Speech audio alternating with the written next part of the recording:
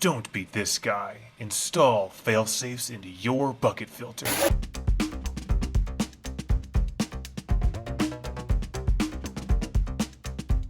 Alright, so in our last video we made a DIY bucket filter. If you missed that video and you want to see how we made this step by step, check it out. I'm going to put a link somewhere on the screen. However, just to quickly recap what a bucket filter is, it's a really simple pump and dump kind of filter. You have a bucket, you have a water pump that pushes water into this bucket. The bucket's full of filter media, and that water goes through all that filter media and then comes out a drain at the bottom of your bucket that drains into your pond or your tank. So in its current state, this is a really simple bucket filter, and with that, it has no real safety features or redundancy. So in other words, there's no fail-safes designed into the system yet. And what do I mean by fail-safe system? Well, in really general terms, fail-safe systems are designed so that if there is a failure somewhere inside of the overall system, there are backups and redundancies that make it so the overall system is still safe. And what that means for a bucket filter here is if you're going to design this to be fail-safe, it needs to be able to fail but not have a catastrophic result. And what do I mean by catastrophic for our bucket filter here? Well, let's say our tube here breaks off the fitting and the pump's still running, of course. It's going to pump water out of our aquarium or our tub all over the floor, damaging the floor, and it's going to drain our tank or a tub, and we have fish in there, we have turtles in there. The fish are going to die, the turtle's going to be really uncomfortable, and it's just going to be catastrophic as we described it. This can also go for the bucket itself. If your drain's going to get clogged here, it's going to fill up the bucket, it's going to start leaking at the seams here, and you know it's not going to leak into your tank or your tub. It's going to leak everywhere else but there. It's going to be right in the ground, and it's going to have that same catastrophic event happen, and it's going to be a total mess. So fail-safe design for a bucket filter like this, really important thing to think about, especially if you have your whole system inside and things could die as a result, and you could be paying big money in damages. So in this video today, we're going to check out how our bucket filter is doing after a month of operation, and we're going to install some fail-safes in here. So I know if I leave for a couple days, we got backup systems, so if the main system fails, we'll still be safe. All right, what's up, crackers? Fish around the corner there. Moses! All right, like I said, we can see our water pump is at the bottom of our tub. So if there was going to be some issue with the tubing that ends up spraying all of your water from your water pump out on the ground, you are going to drain this whole tub, and that's going to be catastrophic. We also have a singular drain here where all your water is filling up in the bucket and coming out right there. If this were to clog, this bucket is going to fill up. It is not pressure proof, and it will leak out of this cap, and you know it's going to leak that way, not this way. So that is another thing to think about. Let's open this up and see how we're doing after a month.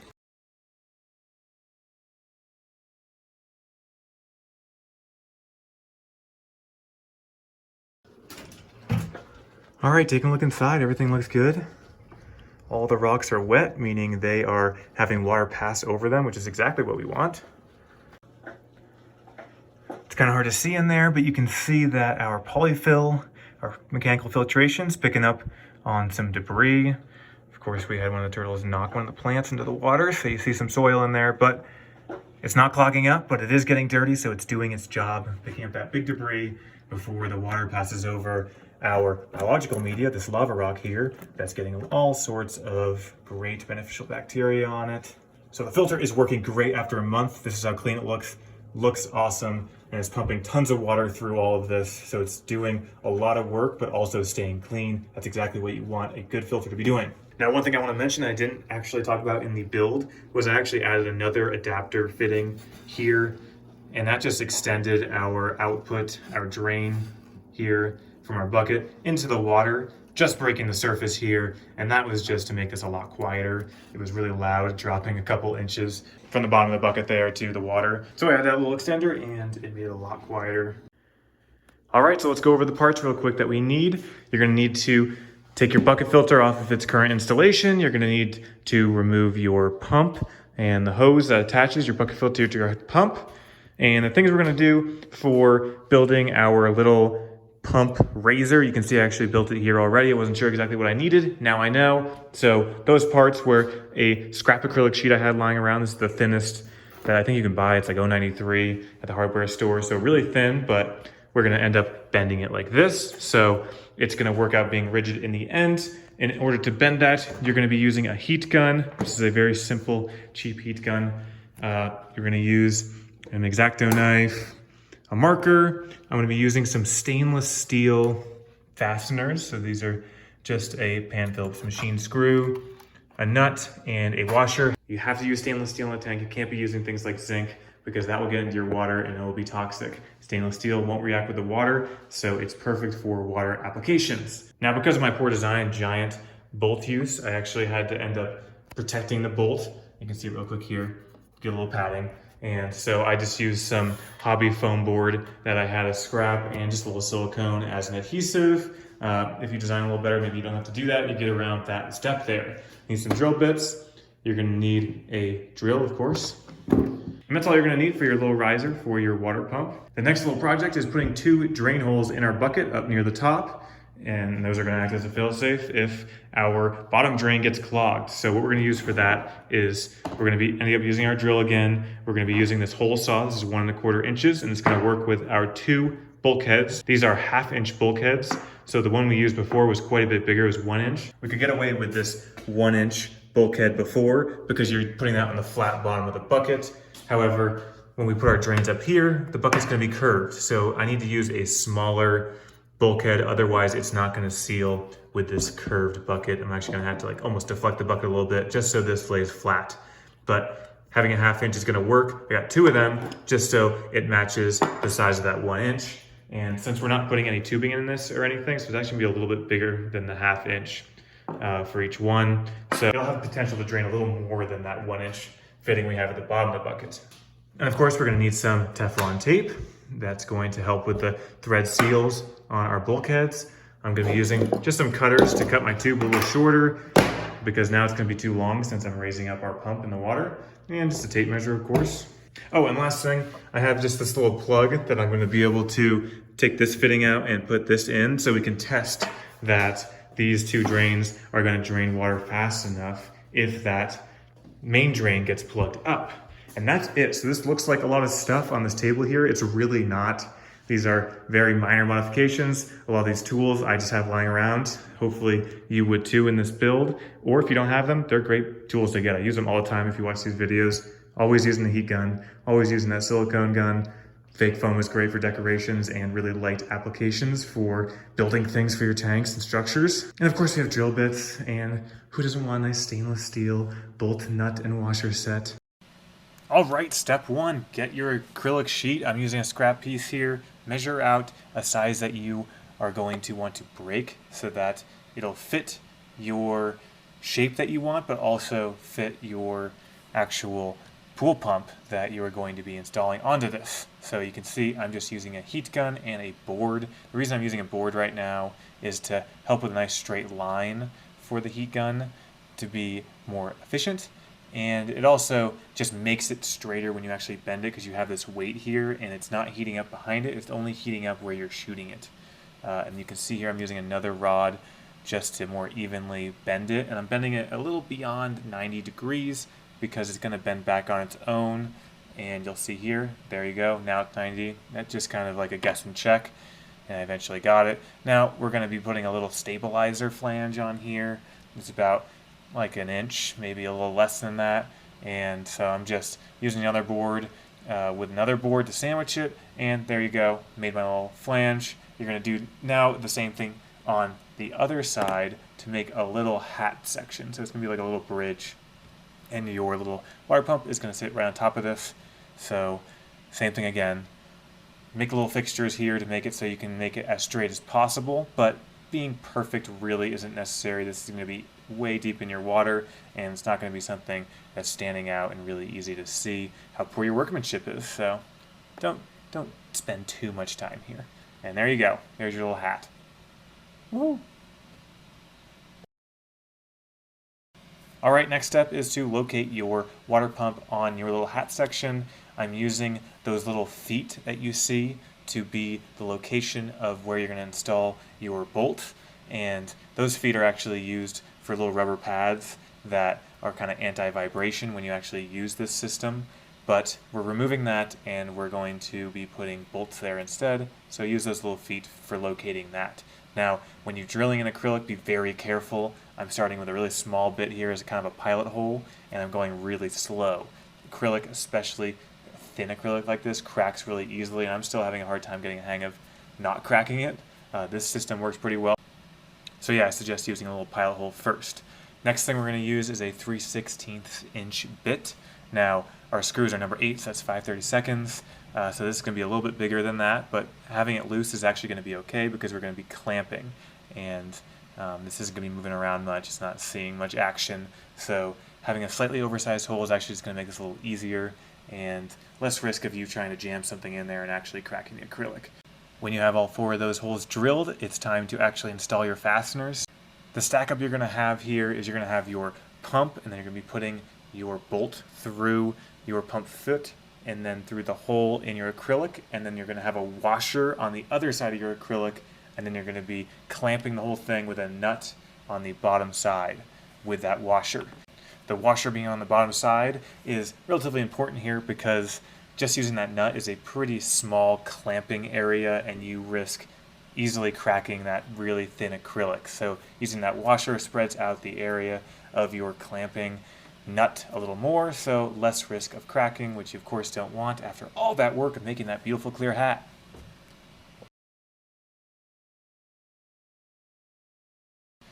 You'll notice here that I'm tightening these nuts with just my hand, and just tighten them as much as you can, but I don't want to use a tool because I'm going to risk cracking that acrylic. Also, the little installation I'm going to put on in a second is going to hold those nuts in place, so they're not going to come off on their own. So you'll notice the bolts are sticking out really far underneath this hat, and those could easily be an issue if my turtles decide they want to wedge themselves under this little hat, which you know turtles like to wedge themselves in things. So there's a big risk that they will scratch or hurt themselves on these really hard stainless steel bolts. So to pad these bolts, I use insulation foam. It comes in like a 4x4 piece. It's 1 inch thick, and you can easily cut it with a utility knife. And I basically just drilled another one of those 3/16 inch holes, not all the way through because I don't want that bolt to be poking out the bottom, but I filled the hole with silicone, just basic non-additive silicone, 100% silicone, and put it over the bolt, and it's time to let it dry, and now you have a protected bolt, and your little riser for your pump is all done. Let it dry. Next up is modding our bucket filter. First thing to do, take off that top, and I'm actually going to be taking out our mechanical filtration because it got all that soil in it from Moses knocking one of my plants into the water. Classic. She's always coming up with some way to make my life a little bit more effort than it really should be. But what we're going to do is take our bulkhead, and we are going to locate those on our bucket. Now I'm using a marker here just to make it so it's a little more accurate. I don't want to be totally random here. I want the 2 drain holes to drain at the same time and at the same rate. So put that hole saw into your drill, and you shouldn't need any sort of pre-drilling or anything. Just get that drill on a high speed and just shove it in there, and your hole should come out relatively smooth. I located the holes like a couple inches away from each other just so they don't interfere with the actual sealing of your flanges on the bucket itself. I want to make sure that there's plenty of room between them so that they can both drain independently and not affect each other. You'll notice it's right under the lip of the bucket, and the reason I'm locating it here is because if I was a little higher, it wouldn't fit. I couldn't put it through that flange or that top part of the bucket. And I can't put it lower because that's going to be the regular water level of the actual filter working as it should. So you wouldn't want water coming out of your emergency drains while you're normally operating this thing. Once you have the holes drilled, clean them up. You get a lot of little plastic pieces everywhere. Just make sure that's not in the filter anymore. Wrap the bulkhead threads in Teflon tape just to make sure you have a great seal against water trying to push through those threads. Now, you'll notice when I'm installing this, I have the washer on the inside of the bucket. That's always where you want it, because that's where your water is going to be pushing on your bulkhead to try to escape. So you want that rubber seal on the inside. Clamp it down as hard as you can. I just used my hand, and this was totally adequate. Don't need any tools here. You don't want to strip any threads. It's just plastic. Once you get both of those bulkheads installed, it's time to test the bucket. Now, first, don't forget to install your little drain plug, and that's just going to make it so you're basically cutting off the main drain so you can really test if these drains that you just installed are going to work in an emergency. Alright, fail-safe's installed. It's time to install your bucket filter back into your pond or tank. Now remember to use those clamps on your hoses on all the fittings just to make sure that you're not really testing these fail-safes. They're there for an absolute emergency, not silly mistakes. So remember your clamps. I had to cut the tube a little shorter because I now have it about 5 inches higher off the ground with that water pump in there.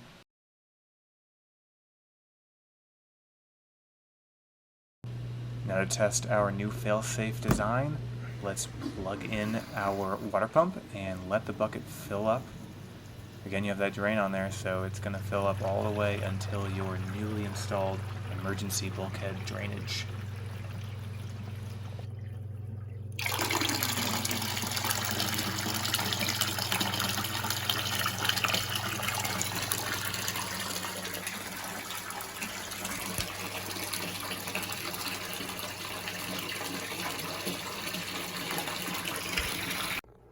Alright, so I had to turn down that water pump quite a bit because this thing can pump out 1,300 gallons per hour, so way overkill. If you're going to design something like this, you don't need to pump that big. I just had it for a previous project, so I turned it way down, and we're going to test what we're getting based on what works for this bucket filter, and I'll let you know what that is. But let's try on the setting I have it right now. Let's see where it rises to. We just don't want it to overflow because that would totally defeat the purpose of these fail-safe overflows being effective.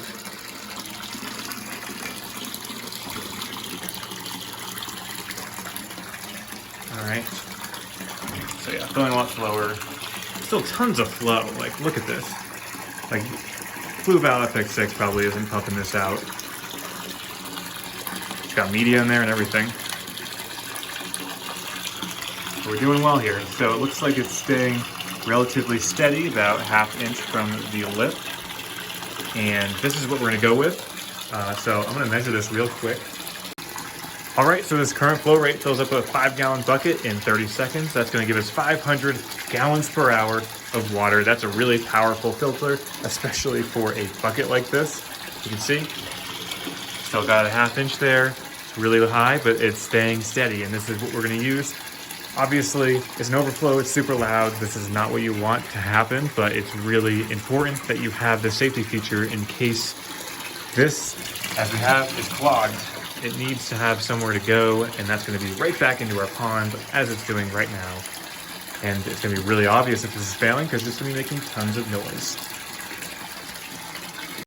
And we yell over our fail-safe here. To talk about this fail-safe down there, you're now about 4 or 5 inches off the bottom of your pond, so if one of these fittings is to fail and the water just sprays out onto the ground, we're gonna be good because it's not gonna drain all the water in the tank. The fish are gonna survive, the turtles aren't gonna be totally in desert land, and we're gonna do great.